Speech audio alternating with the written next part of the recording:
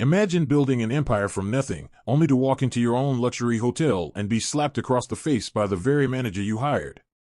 One black woman, a self-made billionaire CEO, endured the humiliation in front of staff and guests.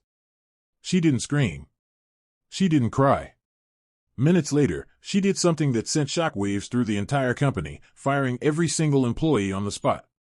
This is the jaw-dropping story of Victoria Langston, a queen who reminded the world that no one disrespects the owner and keeps their crown. If this hook already has you fired up, smash that like button right now, subscribe, and turn on notifications so you never miss these boss-level stories. And drop a comment below, tell me where in the world you're watching from. I read every single one and love this community. Now, let's get into the story. Victoria Langston was 48 years old, founder and CEO of Langston Luxury Collection, a chain of 28 five-star hotels across the U.S., Caribbean, and Europe. Net worth, $2.8 billion. She'd started with one small boutique in Atlanta 25 years ago, bought with savings from her nursing job and a small business loan she fought tooth and nail to get.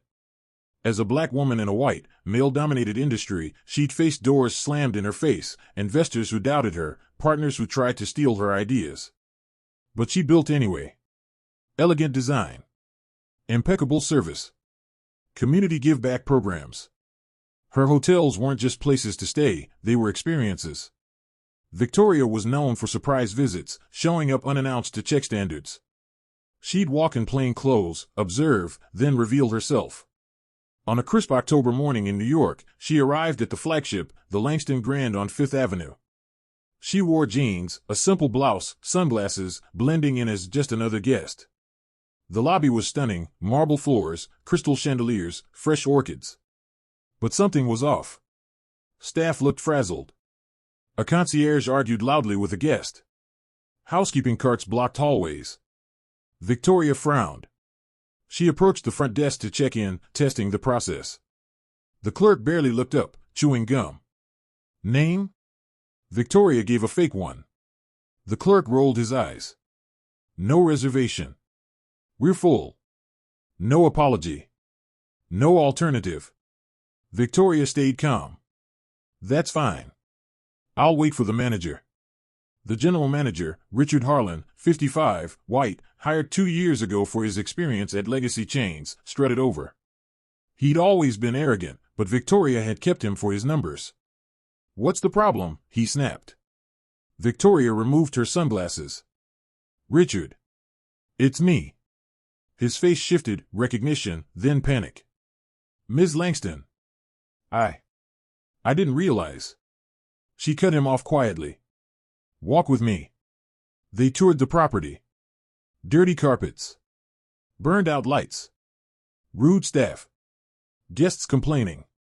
Richard made excuses, short-staffed, supply issues. Victoria listened silently. In the executive lounge, a VIP guest complained loudly about cold food. Richard, flustered, blamed the kitchen. Then he turned to Victoria, still in disguise mode to most staff. You're not helping standing there, he hissed. If you're going to complain, take it elsewhere. Before she could respond, he raised his hand and slapped her across the face. Hard. The room froze. Security cameras captured everything. Staff gasped. Victoria's cheek burned. But she didn't flinch. She looked him dead in the eye. Richard Harlan, she said, voice steady and ice cold.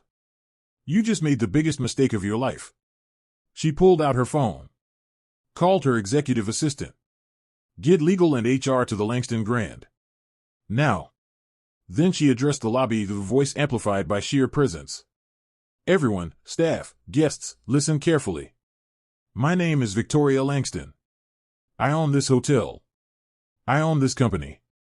The man who just assaulted me is Richard Harlan, general manager. As of this moment, he is terminated.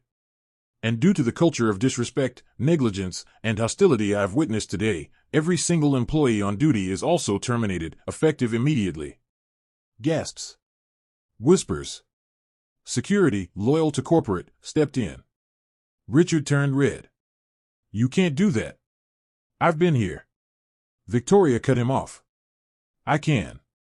And I did. HR and legal arrived in 9 minutes, private car from headquarters. Contracts reviewed. Severance calculated, minimal, due to cause. Richard begged. Victoria, please, it was stress. I didn't know. She looked at him. You didn't need to know who I was to treat people with respect. You failed at the one job that matters. By noon, the entire staff, 180 people, was escorted out. Social media exploded. Hashtag Langston slap. Hashtag boss moves. Hashtag Black Queen. Videos from guests went viral, 100 million views in 24 hours. The next day, Victoria held a press conference. I built this company on excellence, dignity, and opportunity. What happened yesterday was the opposite. I will not tolerate disrespect, to guests, to staff, or to me. We are closing the Langston Grand for 1 month. Every position will be reopened. Priority hiring for diverse, qualified candidates who understand service from the heart. She rehired 40% of the original staff, those who'd shown kindness in reviews and footage. Promoted from within. Brought in new talent, many from HBCUs and community programs. The reopening was legendary. Celebrities booked solid. Reviews, best service ever. Richard Harlan? Charged with assault, Victoria pressed charges. Lost everything. Industry blacklisted. Victoria expanded the chain, 3 new properties in 2 years.